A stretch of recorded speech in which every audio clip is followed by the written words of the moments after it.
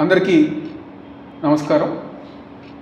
ఈరోజు ఉదయం నుంచి కొన్ని మీడియా ఛానల్స్లో, అదేవిధంగా పని పాట లేని తెలుగుదేశం పార్టీ సోషల్ మీడియాలో నేనేదో పారిపోవటానికి ప్రయత్నించానని చెప్పని అసత్య ప్రచారాలు ఈరోజు ఉదయం నుంచి ప్రచారం చేస్తాం జరుగుతుంది.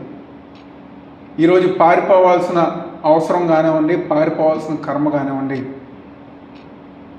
నాకేమీ లేదు, అలాంటి అవసరం నాకు లేదని చెప్పి ఈరోజు ఈ యొక్క మీడియా ద్వారా మీ అందరికీ చెప్పదలుచుకున్నాను. దాదాపుగా 2 నెలల నుంచి విజయవాడలో మా కార్యాలయంలో కానివ్వండి, మా వైఎస్ఆర్ కాంగ్రెస్ పార్టీ ఆఫీస్ కార్యాలయంలో కానివ్వండి, తూర్పు నియోజక ప్రజానికానికి కానివ్వండి 24 గంటలు అందుబాటులో ఉంది. దేనికి పారిపోవాలి? నిజంగా కోర్టు వారు కనుక మేము తప్పు చేశానని చెప్పని భావిస్తే కోర్టు వారు ఏ నిర్ణయం తీసుకున్నా, లేకపోతే ఏ శిక్ష విధించినా దాన్ని దమ్ముగా స్వీకరించి దాన్ని ఇచ్చేస్తాం. అంతేగాని మీరు పెట్టే తప్పుడు కేసులకి వీటికి భయపడి పారిపోవాల్సిన అవసరం నాకు లేదని చెప్పని మరొకసారి చెప్తాను.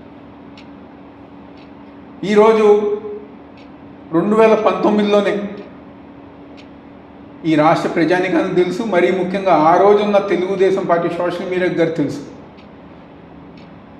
చంద్రబాబు నాయుడు గారి ఇంటి ముందు డ్రోన్ విషయం కానివ్వండి, గురజాల్లో తెలుగుదేశం పార్టీ కార్యకర్తలను పరామర్శిస్తాం కానివ్వండి, చలో ఆత్మగురు కార్యక్రమం అప్పుడు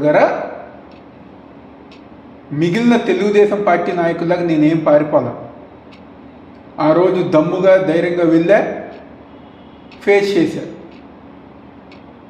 మా తండ్రి దేవినేని రాజశేఖర్ నెహ్రూ గారు మాకు జన్మనిస్తంతో పాటు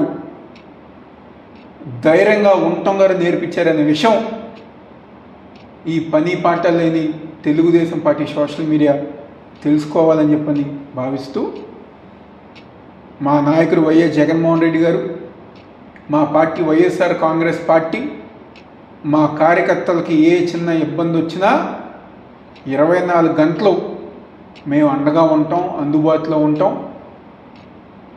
పార్టీ కార్యక్రమాలన్నీ ముందుకు తీసుకెళ్తామని చెప్పిన సందర్భంగా చెప్తూ, దయచేసి రాష్ట్ర ప్రజానికాన్ని, వైఎస్ఆర్ కాంగ్రెస్ పార్టీ నాయకుల్ని, కార్యకర్తల్ని ఇలాంటి అసత్య ప్రచారాలు నమ్మవద్దని చెప్పని మనస్ఫూర్తిగా కోరుకుంటున్నాను.